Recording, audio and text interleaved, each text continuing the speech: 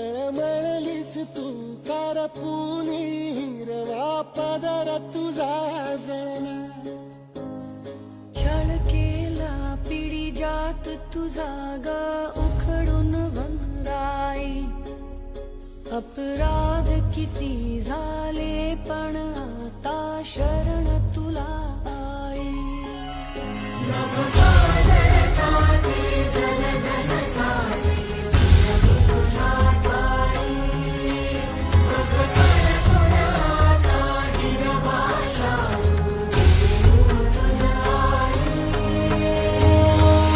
परतीन आली जाण जागर